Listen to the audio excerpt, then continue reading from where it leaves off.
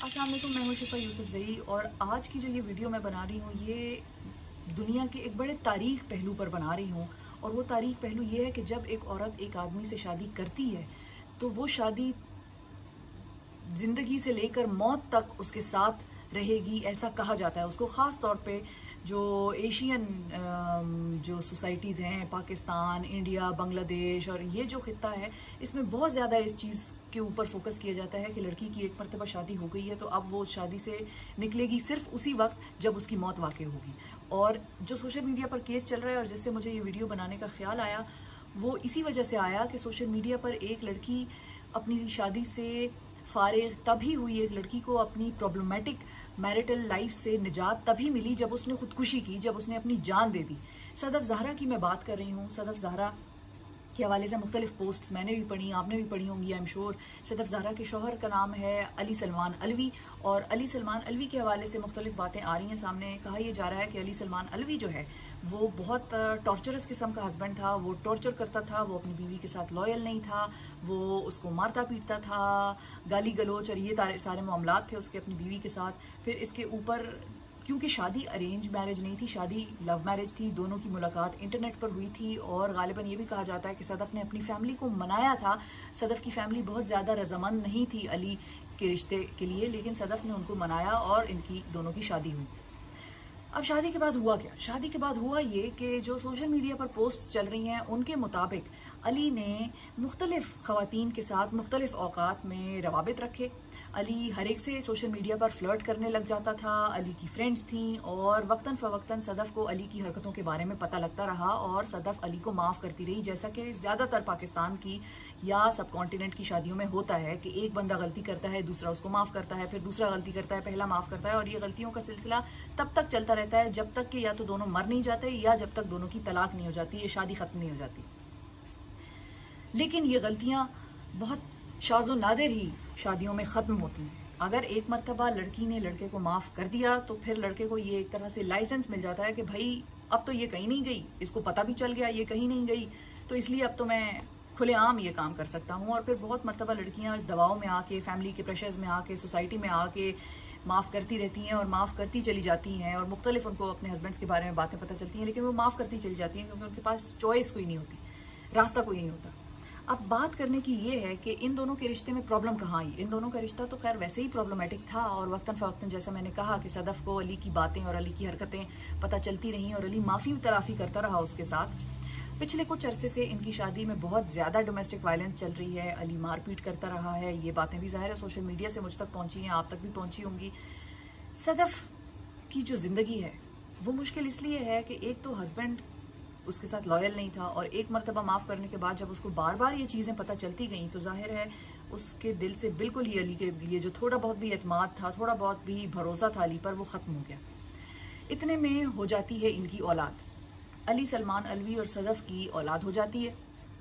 सदफ़ की जब औलाद होती है तो हम पाकिस्तान में ये चीज़ भूल जाते हैं क्योंकि इसको ज़्यादा डिस्कस नहीं किया जाता, टीवी पर भी इस पर ज़्यादा बात नहीं होती। मैंने कम से कम, मेरी टीम ने, हमने कोशिश ये ज़रूर की है कि अपने प्रोग्राम में हम ये बात बार बार उठाएं कि डिप्रेशन और पोस्टपार्टम डिप्रेशन क्या होता है और वो कितना ख़तरनाक है। मैं आपको सिर्फ इसकी ख़तरनाक होने का, इसकी सिवेरिटी की एक एग्जाम्पल देती हूँ कि पाकिस्तान में कुछ सालों पहले एक खबर आई थी कि एक माँ ने अपने 4 बच्चों को या 5 बच्चों को पहले मारा और फिर उस माँ ने खुदकुशी कर ली। अब मैं आपको बताती हूँ ऐसा क्यों हुआ।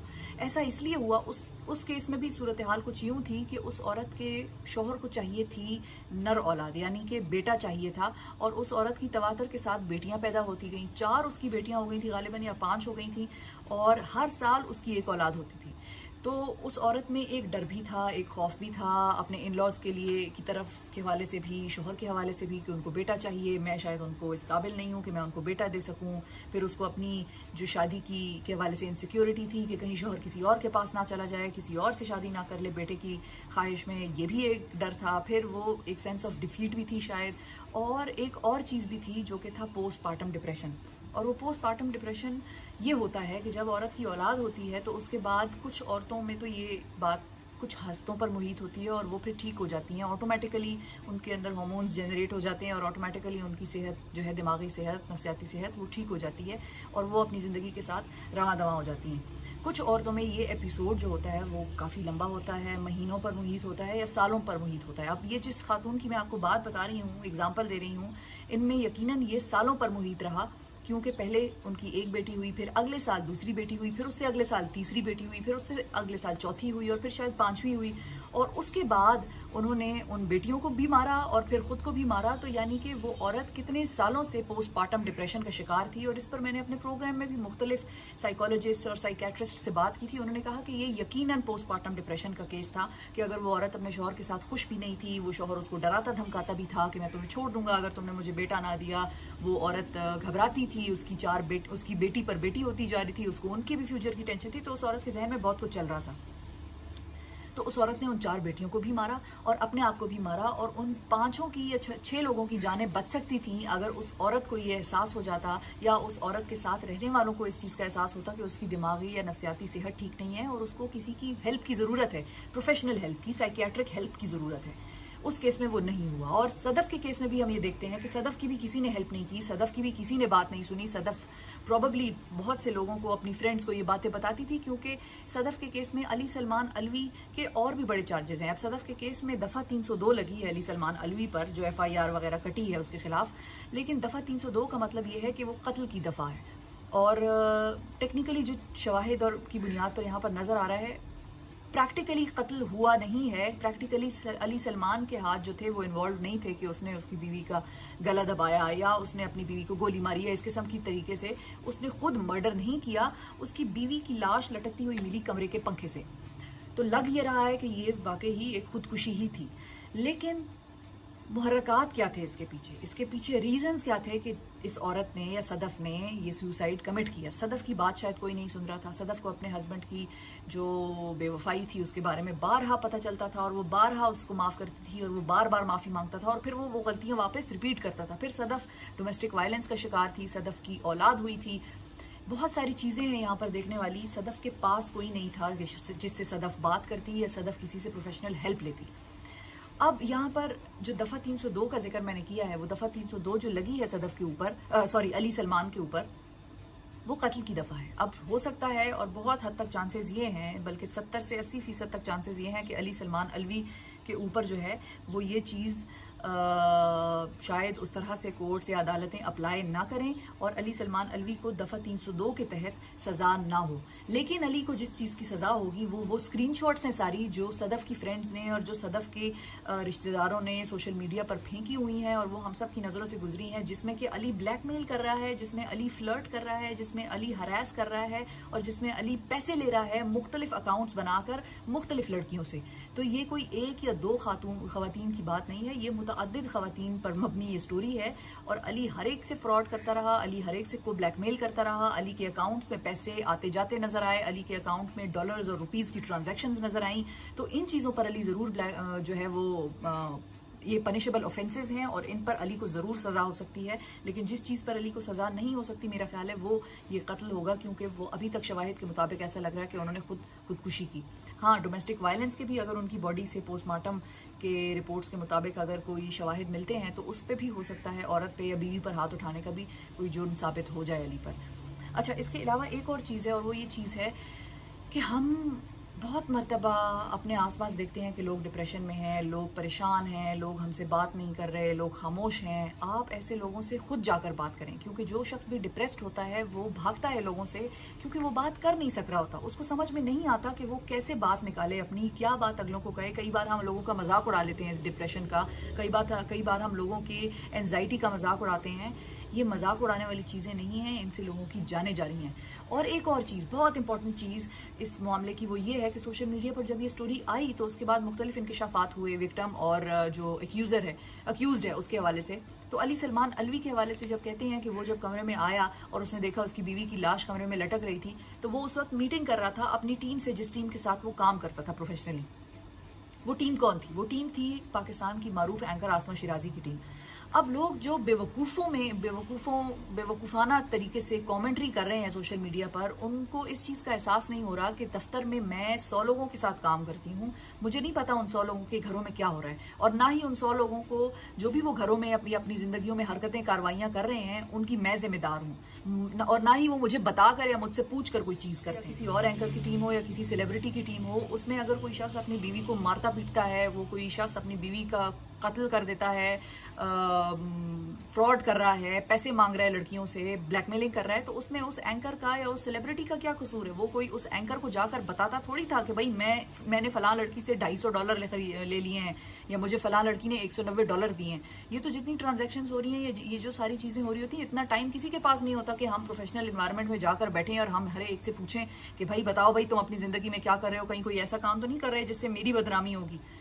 ये बड़ा बेवकूफाना अमल हुआ ये सारा कि आसमा शिराजी को खामखा बीच में घसीट रहे हैं। क्या हो गया अगर आसमा शिराजी की टीम का एक बंदा है? वो आसमा शिराजी नहीं है, आसमा शिराजी की टीम का एक बंदा है। अच्छा, इसी तरह बहुत से लोग हैं जो मुख्तलिफ, ये दरअसल इस मामले को खामखा पोलिटिसाइज भी किया जा रहा है, क्योंकि शायद अली सलमान अलवी जो था वो पीटीआई का बड़ा सपोर्टर था, या जो भी है, किसी पार्टी के सपोर्ट करने से या किसी पार्टी को ना सपोर्ट करने से हमारा कैरेक्टर बिल्ड नहीं होता, हमारा नेचर शेप अप नहीं होता। ये नेचर की बात है, और यहाँ पर डिप्रेशन का मामला है, यहाँ पर फ्रॉड का मामला है, ब्लैकमेलिंग का मामला है, कत्ल और सुसाइड का मामला है। बहुत सीरियस ये केस है। खामखा लोग बेवकूफ़ी में आसमा शिराजी का नाम ले लेके उनको भी बदनाम करने की कोशिश करें। दिस इज़ सिर्फ एक ऐसी एफर्ट है कि जो बहुत ही बेसलेस है और बहुत बेवकूफ़ाना है। और मुझे तो ये बात सुन के और ज़्यादा गुस्सा आता है जब लोग ये कहते हैं कि ओ आसमा शिराजी का प्रोड्यूसर था। तुम्हें पता है भाई, तो आसमा शिराजी का प्रोड्यूसर था या किसी चैनल का प्रोड्यूसर था या किसी और एंकर का प्रोड्यूसर था, उसकी अपनी ज़िंदगी का जवाब दे, वो खुद है। Asma Shirazi is not accountable for his actions, या कोई और is not accountable for other peoples actions. मेरे दफ्तर में कोई बंदा किसी को कत्ल करके आ जाता है तो लोग क्या आके उसके बारे में मुझसे पूछेंगे? हाँ, तफ्तीश के दौरान शायद पुलिस आके मुझसे जरूर पूछे कि आपकी इससे क्या मुलाकात हुई थी, आपकी इससे क्या बात हुई थी, आपने इसको एज अ इंसान क्या पाया। वहां पर मेरा ओपिनियन मैटर करेगा। लेकिन ये नहीं हो सकता कि कोई शख्स जाके कत्ल करके आ जाए, जाके कहीं बम फोड़ दे और वो फिर आकर सारी दुनिया उसको मुझ पर ब्लेम करे या मेरे साथ थोपे। ये बहुत ही बेवकूफाना चीज है जो लोग कर रहे हैं। और इस केस में समझने वाली चीज जो है वो ये है कि एक औरत ने बहुत मुश्किल वक्त गुजारा, और वो एक बहुत मुश्किल वक्त से गुजर रही थी। उसकी औलाद हुई, उसको यकीनन मेरे ख्याल में, बल्कि बहुत से लोग ये कह रहे हैं और मेरा भी ये मानना है कि उसको पोस्टमार्टम डिप्रेशन था। उसकी ज़िंदगी के हालात बहुत साउंड और बहुत स्टेबल नहीं थे। वो तंग आई हुई थी, वो अपने हालात से तंग थी, वो अपने शौहर की कार्रवाइयों से तंग थी, वो अपने शौहर के हवाले से किसी से बात नहीं कर सकती थी। उसमें शायद ये सेंस ऑफ डिफीट भी प्रिवेल कर रहा था कि उसने खुद अपनी फैमिली को मनाया इस आदमी के लिए, और ये आदमी ही जस्ट फेल्ड हर। और वो अब अपनी फैमिली को भी जाकर उस तरह से शायद नहीं बता सकती थी, क्योंकि फैमिली भी हमारे यहाँ बहुत एक रिवायती तरीके से कहते हैं तुमने शादी की है ना तो तुम भुगतो, हमारा क्या काम, तुम ही बड़ा आई थी उसको लेके तो तुम भुगतो। इस किस्म के जवाबात जो हैं वो उस शख्स को जो कि ऑलरेडी डिप्रेस्ड है या परेशान है, उसको डिस्करेज करता है अपनी माँ या अपने बाप की तरफ जाने से या बात करने से। हमारे यहाँ बहुत सी ख़वातीन सारी उम्र डोमेस्टिक वायलेंस बर्दाश्त करती रहती हैं और उनकी कोई सुनवाई नहीं होती, और उसकी वजह सिर्फ ये होती है कि उनके अपने घर वाले या उनके अपने दोस्त उनका साथ नहीं देते, उनके पास कोई सपोर्ट सिस्टम नहीं होता। अपने फ्रेंड्स का, अपनी सहेलियों का, अपनी बहनों का, अपनी भाभियों का, अपनी माँओं के बारे में, अपनी बहनों के बारे में, बेटियों के बारे में, उनकी शादी के बाद के जो मामलात हैं उनसे बैठकर वो कहानियाँ सुना करें। उनसे पूछें कि वो अपने घरों में खुश हैं, उनसे पूछें कि उनके शौहर उनके साथ रवैये में ठीक हैं, क्या उनके शौहर की कोई ऐसी हरकतें तो नहीं हैं जिससे वो परेशान होती हैं। लड़कियां इस बात से भी डरती हैं कि वो चाहती हैं, वो बार बार अपने शौहर को चांस देना चाह रही होती हैं, और वो ये बात इससे डरती हैं कि भाई उनके शौहर को ना बता दें। मेरा भाई, अगर मैं अपने भाई से बात करूं अपनी शादी के बारे में तो कहीं मेरा भाई अपने शौहर को ना, मेरे शौहर को ना बता दे और वो मुझे छोड़ ना दे। तो अपने भाइयों को, बापों को कॉन्फिडेंस में लेने की ज़रूरत है, और भाइयों और बापों को ये भी चाहिए कि वो अपनी बेटियों को भी, बच्चियों को भी कॉन्फिडेंस मिले, और वो उनको कहें कि जो बात तुम मुझे बताओगी मैं उसको तुम्हें मशवरा दूंगा कि तुम उसको बेहतर तरीके से कैसे हल कर सकती हो, किस तरह से हैंडल कर सकती हो। अकेला ना छोड़ दें अपनी बेटियों को ऐसी सूरत हाल में कि जहाँ पर उन्होंने अपनी ज़िंदगी भी संभालनी हो और आने वाली एक और नई ज़िंदगी भी संभालनी हो अपनी औलाद की सूरत में, और उनका शौहर उन पर तशद्दुद किए जा रहा हो और वो किसी को बता ना सकती हूँ। तो ये सारी सूरत हाल थी। मैंने सोचा कि मैं इस पर आज बात करूं, क्योंकि एक तो मुझे आसमा शिराजी पे इल्ज़ामात या जो भी उनके साथ लिंक करने की कोशिशें मेरी नज़र से गुजरी वो बड़ी मज़ाक़ खेज़ लगी, मुझे हंसी भी आई, मुझे शदीद गुस्सा भी आया कि असल इशू से लोग आंखें चुरा के उस जगह उस बात को मिला रहे हैं जहां पे कोई तुक नहीं बनती। तो ये बिल्कुल ही बेतुकी सी बात है कि आसमा शिराजी का प्रोड्यूसर, भाई आसमा शिराजी का प्रोड्यूसर है तो आसमा शिराजी से पूछकर हर काम थोड़ी करता है। और दूसरी चीज़ ये कि डिप्रेशन पे बात होनी बहुत ज़रूरी है। डोमेस्टिक वायलेंस जिन खवातीन के साथ होती है, जिन लड़कियों के साथ होती है, उनके हवाले से बात करनी बड़ी ज़रूरी है।